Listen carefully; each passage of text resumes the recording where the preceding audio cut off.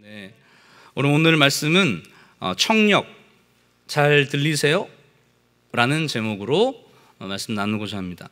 여러분, 우리 부모님들도 좀 오신 것 같은데 혹시 부모님들은 우리 아이들 자기 자녀가 어디 있는지 좀 봐두셨다가 좀 이따 장은서 목사님 나오셔서 기도 인도하실 때 좀 가서 같이 기도해 주면 좋을 것 같아요. 왜냐하면 저희가 생각보다 집에서 이렇게 아이들 축복 기도해 주는 게 쉽지 않잖아요. 근데 요번 이런 기회 이용하셔서 아이들 얼마나 사랑하는지 부모님이 좀 확인해 주시고 어디 있는지 좀 이따 하실 때 같이 기도해 주고 얼마나 사랑하는지 축복해 주면 좋겠고요.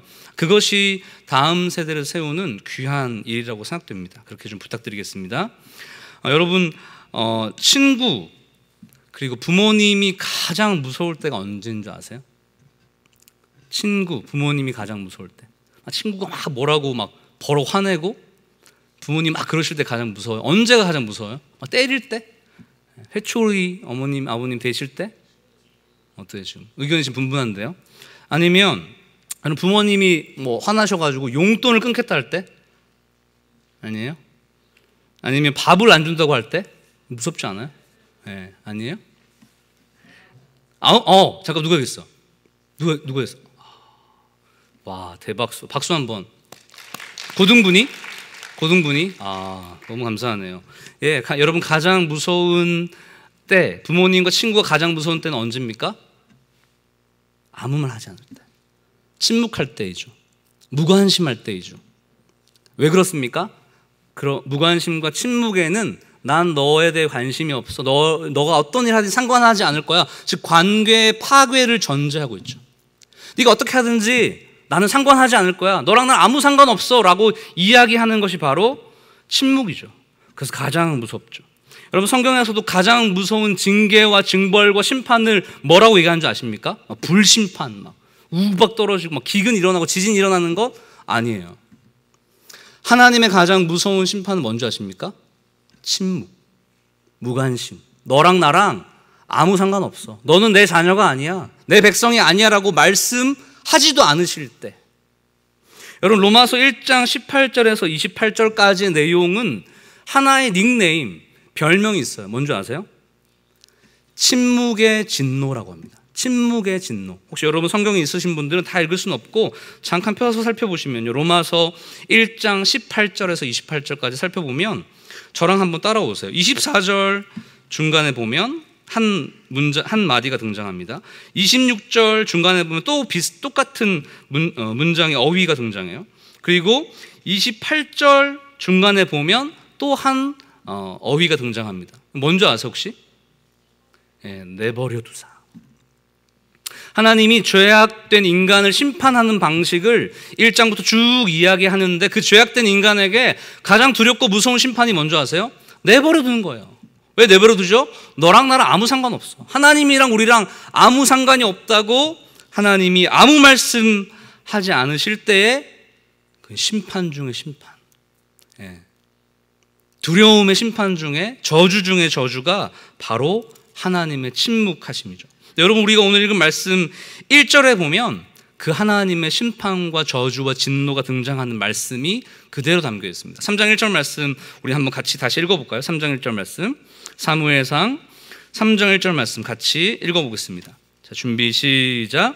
아이 사무엘이 엘리 앞에서 여호와 말씀이 희귀하여 이상이 흔히 보이지 않았더라. 주보 여러분 그 안쪽 면에 보면 그 다른 번역 성경으로 이렇게 나와 있어요. 주보 안쪽에 보면 저는 이제 번역을 2개 보는데요. 이렇게 나와 있어요. 어린 사무엘이 엘리 곁에서 주님을 섬기고 있을 때이다. 그때에는 주님께서 말씀을 해주시는 일이 드물었고 환상도 자주 나타나지 않았다. 하나님의 침묵이 사무엘이 살고 있는 이 사사시대에 가득 채워진 것이죠. 여러분, 좀 더 기억해야 될 것은 이 사사시대, 사무엘에 있었던 사사시대 이스라엘 공동체의 특성이 있어요. 이들의 특성은 뭐냐 하면 하나님의 말씀으로 창조된 인간인데 특별히 하나님의 말씀을 주셔서 이 공동체가 하나님의 말씀에 따라서 어디로 가고 멈춰 있고 어디로 진행하는지가 결정되는 하나님의 말씀을 중심으로 하는 공동체가 이스라엘 공동체였어요. 그런데 여러분, 하나님의 말씀이 없다, 사라졌다, 이것은 저주 중에 저주가 되는 것이죠. 이스라엘 백성들은 가장 중요한 출애굽, 애굽의 430년 고통을 받은 다음에 홍해를 건너서 40년 동안 광야길을 걸은 다음에 약속의 땅 가나안으로 들어오고 정복 전쟁하는 모든 시간에 가장 중요한 무기와 힘이 있었는데 뭡니까? 하나님의 말씀대로 행하면 뭐죠? 이기고 승리하는 거예요. 하나님의 말씀대로 행하면 물이 있고, 하나님의 말씀대로 행하면 만나와 메추라기가 내려지고, 하나님의 말씀에 따라서 가장 질 것 같은, 이길 수 없는 그 전쟁에서 이겨서 지금까지 온 것인데 3장 1절에서 뭐라고 얘기합니까? 하나님의 말씀이, 하나님의 환상이, 하나님이 나타나는 일이 희귀하였다. 지금 뭐죠? 저주 중에 저주, 심판 중에 심판이 이 이스라엘 지금 이 시기에 강력하게 내렸다라는 것입니다. 여러분, 아모스서 8장 11절, 즉 이때로부터 수백 년, 수천 년이 지난 다음에 구약시대에 이제 심판을 얘기하는 장면에서도 똑같은 얘기가 등장해요. 아모스서 8장 11절에서 13절 말씀 제가 읽어드리겠습니다. 주 여호와의 말씀이니라. 보라, 날이 이를지라 내가 기근을 땅에 보내리니 양식이 없어 주림이 아니며 물이 없어 가람이 아니요 여호와의 말씀을 듣지 못한 기갈이라. 사람이 이 바다에서 저 바다까지, 북쪽에서 동쪽까지 비틀거리며 여호와의 말씀을 구하려고 돌아다녀도 얻지 못하리니 그날에 아름다운 처녀와 젊은 남자가 다 갈아여 쓰러지리라. 뭐예요? 이스라엘의 이제 마지막 그 심판 때를 말하는 장면에서도 하나님의 말씀이 없는 것이 어떠한 전쟁의 참혹한 상태보다 가장 두려운 일이라고 말하는 거죠.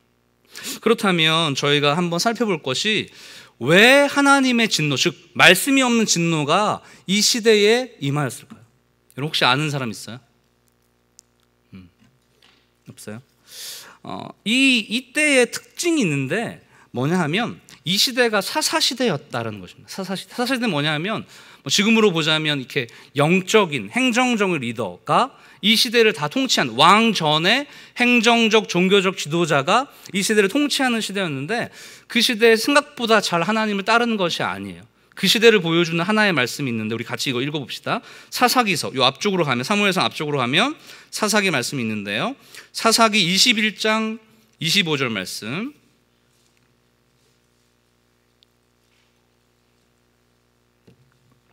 사사기 21장 25절 말씀, 이거 너무 중요한 말씀이어서 여러분 꼭 보시면 좋겠어요. 벌써부터 졸린 분은 옆에 있는 분이 좀 챙겨주시고, 그렇죠. 머리는 떼지 마시고, 사랑으로 일어나라 이렇게. 자, 우리 사사기서 21장 25절 말씀 큰 목소리로 같이 읽어보겠습니다. 시작.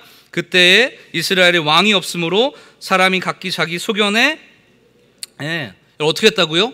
왕. 이스라엘의 진짜 왕은 누구죠? 하나님이. 고등부 너무 잘한다. 근데 청년부 끝나고 잘 하세요. 여러분, 이스라엘의 궁극적인 통치자 왕은 하나님이세요. 그렇죠? 신분주의 국가에서 하나님이신데, 근데 하나님이 없고 누가 왕이 되었냐면 각자가 자기 소견에 옳은 대로 행하는 자기 개인주의적인 왕의 시대가, 개인이 왕이 되는, 개인이 삶의 주인이 되는 시대가 이 시대였다는 거죠. 자기의 소견에 옳은 대로 행하였기 때문에 하나님의 말씀은 무시당하는 거죠. 하나님 말씀해봤자 내 마음대로 살면 내가 성공하겠지, 잘 되겠지라는 마음이 이 시대에 가득했다는 것입니다. 지금 시대와 다르지 않죠? 내가 열심히 노력하고 성공하고 힘을 쓰고 어떤 좋은 대학 가고 좋은 직장 가고 하면 돈 많이 벌고 연봉 많이 있으면 집 사고 차 사고 뭐 좋은 애인 만나고 결혼하면 행복해지겠지라는 게 이때 이 시대, 각기 자기 소견에 옳은 대로 행하는 것과 똑같은 모습인 거죠. 왜 이 땅에 말씀의 기근, 말씀의 심판이 있었는가? 첫 번째는 하나님의 말씀을 듣는 자가 없었다는 것입니다. 하나님의 말씀을 소중하게 여기는 사람이 아무도 없었어요. 자기 말만, 자기 음성만 가장 주장하는 시대였죠. 또 우리 아까 봤던 말씀 중에 사무엘상 2장 17절 말씀으로 가면 이 시대의 특징을 보여주는 매우 충격적인 이야기가 등장합니다. 우리 사무엘상 2장 17절 말씀 여러분 눈으로 확인하면서 또 볼펜 있는 사람 치면서 줄 치면서 읽어봅시다. 시작.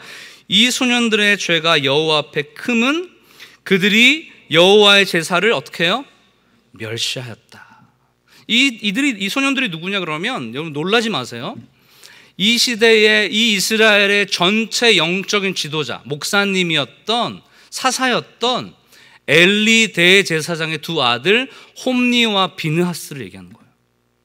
이 소년들의 죄가 여호와 앞에 심히 크면 그들이 여호와의 제사를 멸시하였다. 여러분, 이들이 하나님의 제사를 얼마나 멸시했냐 그러면요, 이 당시에는, 구약 시대에는 하나님께 자기의 죄를 가지고 하나님이 가장 소중한 것을 드리기 위해서 뭐 소, 양 뭐 이런 거 잡아와서 주님 저의 죄를 용서해 주세요, 주님이 저의 전부입니다라고 예배드렸거든요. 근데 그 제물을 절반 정도, 하나님께 다 바쳐야 되는 절반 정도를 이 홈니와 비느하스라는 제사장인데, 제사장이 훔쳐갔어요. 시장에 내다 팔아서 자기 통장에 집어넣었습니다. 이것뿐만 아니에요. 더 무서운 일은 뭐냐 그러면, 이 시대에, 이 시기에 같이 이 성소에서 수종을 듣는 여인들을 성추행하고 성폭력해서 그들과 잠자리를 가졌다고 얘기해요.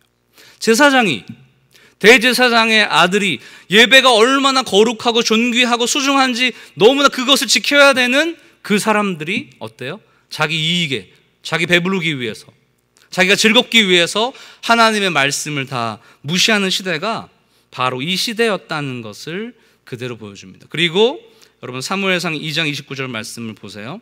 이 당시에 대제사장이었던 엘리가 어떤 태도를 가졌기에 그 자녀가 이렇게 망가졌는가를 보여주는 말씀입니다. 이건 사실 부모인 저도 포함해서 우리 부모님 세대가 사실은 마음에 좀 새겨야 될 말씀인 것 같아요. 사무엘상 2장 29절 말씀 읽겠습니다. 시작. 너희는 어찌하여 내가 내 처소에서 명령한 내 제물과 예물을 밟으며 내 아들들은 나보다 더 중히 여겨 내 백성 이스라엘이 드리는 가장 좋은 것으로 너희를 살찌게 하느냐, 이렇게 얘기하죠. 하나님보다 그 자녀가 더 귀한 거예요. 그러니까 홈니와 비느하스가 망가지는 거죠. 그 아버지가, 그 부모님이 하나님이 얼마나 존귀한지를 삶에서 보여주지 않았을 때에 이 진노와 분노와 저주가 이 이스라엘 가운데 가득 찼다라는 것을 보여주게 됩니다. 그런데 지금까지 좀 이렇게 저주 섞인 얘기가 계속 이어졌잖아요. 말씀을 제대로 보지 못하여서 하나님의 말씀이 없는 시대의 심판이라는 것을 얘기했는데, 여기서 끝나면 사실 아무 의미가 없죠. 가장 중요한 것은 이제부터인데, 절망의 시대, 하나님의 말씀이 들리지 않고 희망이 없고 절망 가운데 하나님의 예배가 무시당하고 하나님의 말씀이 무시당하는 이 시대에 희망이 있었다는 것이죠. 소망이 있었다는 것이죠. 여러분, 그 사람이 누구입니까? 바로 사무엘이에요. 중요한 포인트는 여러분, 어린 사무엘이었다는 것입니다. 어린 사무엘. 사무엘은 어떤 사람이냐 그러면 어머니 한나 어머니가 한나인데, 한나 어머니가 한 수년 동안 결혼한 다음에 아기 낳으려고 해도 아기가 안 생기는 거예요. 기도 열심히 해가지고 하나님이 허락하셔서 사무엘을 아주 어렵게 낳았어요.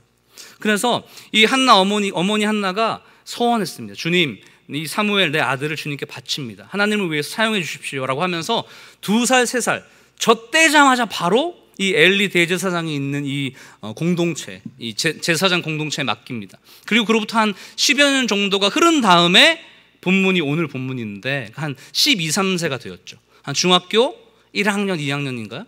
그 정도 나이가 되었는데 그에게 말씀이 전혀 없고 말씀이 들리지 않는, 하나님의 역사가 없는 시대에 어린 사무엘에게 하나님의 음성이 들리기 시작합니다. 그리고 사무엘을 통하여서 이스라엘을 변화시키고 이스라엘을 새롭게 만든 다음에 하나님이 왕정 제도를 만드세요. 그리고 다윗을 세우고, 이제 좀 어렵지만 다윗을 통하여서 다윗 후손인 예수 그리스도를 예비하는 인물로 오늘 사무엘을 세우십니다. 어린 사무엘을. 그래서 여러분 12살, 13살 뭐 쭉 우리 청년들까지도 오늘 사무엘을 바라보면서 어떻게 하나님이 말씀이 없는, 전혀 소망이 없는 그 시대에 어린 아이 사무엘에게 말씀해 주셔서 그를 통해서 영적 부흥을 일으켰고 예수 그리스도의 처음 오심을 준비하는 인물이 되었는가를 보면서 우리는 지금 이 시대와 똑같은 하나님 말씀이 전혀 없고 하나님과 함께하는 사람이 전혀 없고 하나님이 무시당하는 시대에 내가 어린 사무엘이 되어서 하나님 말씀을 듣고 그 말씀으로 이 공동체를, 이 지역을 변화시켜서 예수님의 다시 오심을 준비하는 우리가 되었으면 좋겠다라고 여러분이 소망하면 좋겠습니다. 할렐루야. 네. 여러분 2절과 3절 말씀 읽어보면 완전 절망이 아니라는 것을 이야기해줘요. 우리 2절, 사무엘상 2절에서 3절까지 말씀을 같이 한번 읽어보겠습니다. 자, 준비 시작. 자, 다시 한 번만 읽죠. 여러분 크게 좀 읽으면 좋겠어요. 힘을 내서. 곧 마칩니다. 곧 마칩니다. 그러고 한 20분 30분 가고 그러는데 곧 마칩니다. 우리 사무엘상 2절에서 3절까지 말씀, 내게 주시는 말씀이다라고 생각하고 여러분 탁 읽어야 돼요. 여러분 2절 3절 말씀 시작. 엘리의 눈이 점점 어두워가서 잘 보지 못하는 그때에 그가 자기 처소에 누웠고 하나님의 등불은 아직 꺼지지 아니하였으며 사무엘은 하나님의 궤에 있는 여호와의 전 안에 누웠더니. 굉장히 흥미로운 이야기. 그냥 보면 그냥 뭐 그렇구나 하는데 여러분 보세요. 눈을 이 2절 3절을 약간 대조하면서 봐야 돼요. 엘리의 눈은 점점 어두워 있는데 3절에 보면 여호와의 곁에 있는 사무엘 곁에 있는 하나님의 등불은 꺼지지 않았다고 대조하죠. 엘리를 내리고 사무엘을 높이는 장면이죠. 또 되게 재밌어요. 2절 끝에 보면 엘리도 어디 있어요? 자기 처소에 자기 침대에 누워있다 그랬는데 일부러 대조해서 3절 끝에 보면 사무엘은 어디 있습니까? 하나님의 궤에 있는 여호와의 전 안에 누워있다고 표현해요. 그렇죠? 이제 희망적 1절에는 절망적인 말씀을 하다가 2절부터 이제 희망의 메시지를 던지는데 사무엘을 통해서 희망이란 메시지를 던지는데 우리가 오늘 발견해야 되는 것은 어린아이 12살 13살밖에 안 되는 그 어린아이 사무엘에게 어떻게 하나님의 말씀이 들렸고 그는 어떻게 해서 영적 부흥의 주인공이 되었는가를 살펴보는 것이죠. 여러분 첫 번째 좀 볼 수 있는 것은 사무엘이 가지고 있었던 독특한 특징이 한 두 가지가 있는데 그것이 하나님이 사용했던 특징인 것 같아요. 무엇인가 하면 사무엘은 굉장히 충직하고 성실한 자였다라는 것을 볼 수 있습니다. 여러분 지금 이 본문에서 보면 2절 3절에 보면 이제 어떤 일과 시간이 다 끝난 다음에 너무 피곤해서 노곤노곤 이제 잠자리에 들기 전에 갑자기 사무엘에게 음성이 들립니다. 사무엘아 사무엘아 음성이 들려요. 그런 다음에 사무엘이 여러분 어떻게 합니까? 우리 말씀 같이 보겠습니다. 5절 말씀, 4, 5절 말씀 같이 읽습니다. 시작. 여호와께서 사무엘을 부르시는지라 그가 대답하되 내가 여기 있나 하고 5절 중심으로 엘리에게로 달려가서 이르되 당신이 나를 부르시기로 내가 여기 있나 하니 그가 이르되 나는 부르지 아니하였으니 다시 누우라 하는지라 그가 가서 누웠더니. 잠자리에 들기 전에 갑자기 어떤 소리가 들렸는데 엘리 대제사장이 혹시 필요한 게 있나 부르시나 싶어서 막 달려갑니다. 근데 여러분 중요한 것은 이렇게 몇 번이나 한 줄 아세요? 사무엘이? 여기 보면 어때요? 계속 반복적으로 등장하죠. 사무엘이 이제 누가 부르기로 엘리 대제사장이 갔는데 아니라 그래요. 또 잠자리에 들려고 했는데 또 불러요. 몇 번 하죠? 4번째까지. 4번째까지 달려가서 누군가 자기를 부를 때 성실하게 충실하게 그 부름에 응답합니다. 여러분 이게 이 어떤 삶에서의 모습이 이 성실한 모습이 사실은 하나님이 사용하실 때 너무 중요한 부분이죠. 누군가의 왜냐면 잠자리에 들기 좀 피곤하잖아요. 누군가의 부담스러운 요청에 도와달라고 하는 부름에 응답할 수 있는가? 그 정도의 성실함이 있는가? 저 오늘 여러분 오늘 준비할 때 우리 청년들이랑 일찍 가서 준비하는데 너무 놀란 게 뭐냐면 우리 중학교, 고등학교 어떻게 보면 너무 어리고 잘 모르고 이런 뭐 행사 준비하는 거 잘 모르겠어 아이들이 대여섯 명 일찍 와서 막 뭐 쓰고 붙이고 자르고 준비하더라고요. 왜 그렇죠? 왜 중학교, 고등학교 친구들 그런 거죠? 누군가 전도사님의 선생님의 부름에 성실하게 자기 아침 잠도 내려놓고 자기의 피곤함과 에너지 힘들고 어려운 걸 다 내려놓고 그 요청에 자기 것을 구하지 않고 달려간 성실함이 있었던 것이죠. 저는 그거 보면서 와 되게 희망이 있다. 우리 청소년들에게 너무 희망이 있다. 이런 생각이 많이 들었어요. 여러분 우리 가운데 누군가가 요청할 때 그의 필요에 응답할 수 있는 내 것을 먼저 구하지 않고 그 사람의 요청에 먼저 응답할 수 있는 성실함과 충실함이 우리 가운데 있기를 축복합니다.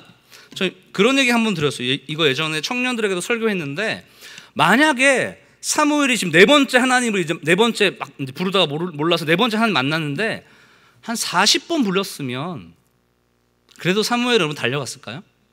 어떻게 생각하세요? 400번 불렀으면 달려갔을까요? 저는 사무엘은 그랬을 거라고 생각합니다. 자기의 모든 힘을 쏟아서라도 달려가서 엘리 대제사장의 부름에 응답하는 그 성실함과 충실함이 있었기에 하나님의 부름에 하나님과 영적인 대화가 시작될 수 있었던 것이죠. 그럼 두 번째는 사무엘에 있었던 위치, 자리가 그 마음을 대변하는 것인데요.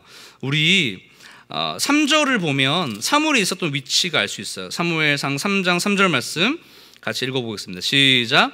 하나님의 등불은 아직 꺼지지 아니하였으며 사무엘은 하나님의 궤에 있는 여호와의 전 안에 누워 있다라고 얘기하죠. 근데 이거 사실은 그렇지 않아요. 무슨 말인가 하면 일부러 2절 3절을 이렇게 비교 대조하면서 엘리 대제사장이 자기 침소에 있었다는 것을 부각시키기 위해서 사무엘이 여호와의 전 안에 있었다고 얘기하는데, 사실 여호와의 전, 하나님의 언약궤가 있는 그 전은 대제사장도 1년, 대속제 1년에 한 번밖에 못 가는 위치예요. 근데 뭘 얘기하냐 그러면 진짜 여호와의 전 안에 가서 누워서 잠잤다는 것을 얘기하는 것이 아니라 사무엘의 그 마음이 어때요?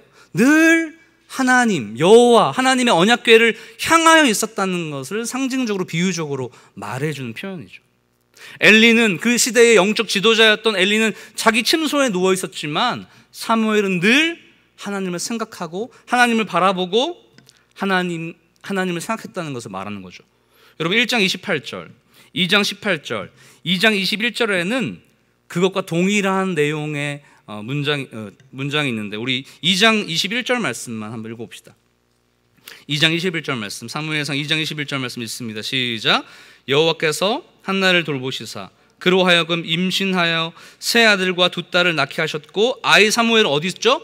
여호와 앞에 자라니라. 1장 28, 2장 18, 2장 21절에 동일한 하나님 앞에서 사무엘이 있었다라고 표현하는데 이거 히브리어로 하면 임 아도나이예요. 아도나이는 주인, 하나님을 의미하고 임은 함께라는 뜻인데 뭐냐 그러면 사무엘은 하나님 여호와의 전이 저 멀리 있었어도 늘 하나님과 함께하는 것처럼 있었다. 그 위치를 지켰다라는 것이죠. 여러분 일반적으로 보면 이 형들 홈니와 비느하스라는 이 정말 말도 안 되는 죄악을 저질렀던 형들과 같이 섞여 있으면 자연스럽게 이렇게 따라가죠. 자기도 고기 쟁취하려고 하고 그 있었던 어떤 여인들을 성추행하려고 하는 어떤 분위기가 있을 수 있는데 사무엘은 자기의 자리를 꼭 지켰다는 것입니다. 여러분 하나님께서 여러분에게 원하시는 자리가 있죠. 어디 있으라고 말합니까? 여러분이 물리적으로 뭐 학교에 있고 여러분 물리적으로 어떤 뭐 밖에서 어떤 일을 하고 직장 생활하고 가정에 있더라도 우리의 마음의 위치가 어디 있으라는 것을 말해주는 거죠. 하나님 앞에서 여호와와 함께 주의 말씀과 함께 있을 때 우리는 사무엘처럼 하나님의 음성을 듣고 변화할 수 있는 영적 부흥의 용사가 될 수 있다는 것을 말해주는 것입니다. 우리 마지막으로 첫 번째 사무엘이 왜 쓰임 받았는가, 첫 번째, 두 번째 얘기했고 세 번째는 뭐냐 하면 이건 사실 사무엘과 상관없는 이야기일 수 있어요. 뭐냐 하면 하나님의 열심이 결국은 사무엘을 사무엘 되게 했다는 것이죠. 무슨 말인가 하면 여러분 사무엘상 3장 10절에서 11절 말씀을 한번 같이 읽어보겠습니다. 진짜 마지막입니다. 이제 우리 3장 10절에서 11절 말씀 읽어보겠습니다. 네, 자 준비 시작.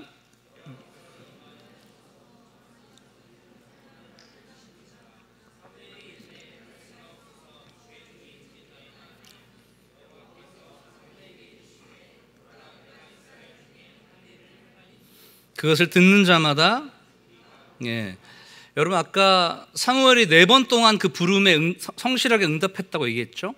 그런데 반대로 말하면 하나님도 성실하게 지금 사무엘을 부르시는 거 얼마나 답답했을까요? 지금 사무엘과 엘리는 이제 안 된다고 생각해서 사무엘과 대화하려고 영적으로 이제 사무엘을 부르면 사무엘아 부르는데 사무엘은 자꾸 핀트가 어긋나 싼 데 가 있는 거예요. 하나님과 교제해야 되는데 하나님과 교제하는 방법, 주님과 대화하는 방법, 영적인 청력이 아직 발달되지 않았던 거죠. 하나님 얼마나 답답했을까요? 그런데 엘리가 가르쳐줍니다. 그런 소리가 들리면 하나님께서 부르시는 것이니까 네 주님 주의 종이 여기 있습니다 라고 대답하라고 얘기해요. 그랬더니 4번째에 하나님과 영적인 대화가, 영적인 교제가, 영적인 스파크가 일어나면서 영적인 주님과의 교제가 시작되는 거죠. 그럼 만약에 하나님께서 한 3번째까지만 부르시고 4번째 안 부르셨다면 이런 역사가 일어났을까요? 아니죠.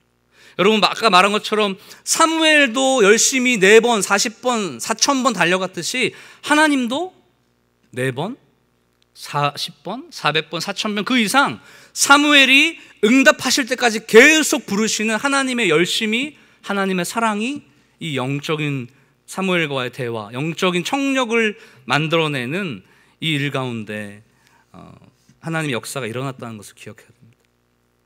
여러분 그레함 그린이라는 분의 저자의 권력의 영광이라는 책에 보면 위스키 신부라는 인물이 등장합니다. 1930년대에 멕시코에 무신론 정부들이 이제 혁명 정부들이 일어나면서 교회를 박해하고 핍박하면서 목사님, 신부들 이런 분들이 박해를 당하는 시대였어요. 근데 이 위스키 신부라는 분이 있었는데 별명이에요. 왜 위스키 신부라고 불렀냐 그러면 이 신부님은 늘 술 마시면서 예배를 집례했어요. 여기저기 돌아다니면서 피해 다니면서 이 정부 군사들의 어떤 이거 피해 다니면서 여러 군데 다니면서 이제 막 예배를 집례했는데 술을 항상 마시고 집례해서 위스키 신부라고 불렀습니다. 이분이 마지막 이제 이 혁명 정부 군사들에게 잡혀서 마지막 감옥에 이제 그 다음 날이면 형장의 이슬로 사라질 직전이에요. 그러면서 자기 인생을 쭉 회고합니다. 주님, 제가 주님께 드린 거 아무것도 없죠. 제 인생을 통해서 주님 영광 받으신 거 없죠. 너무 죄송합니다. 맨날 술만 마시고 아무것도 하지 않았죠. 그런데 그때 죽음의 그 직전에 깨달음이 있습니다.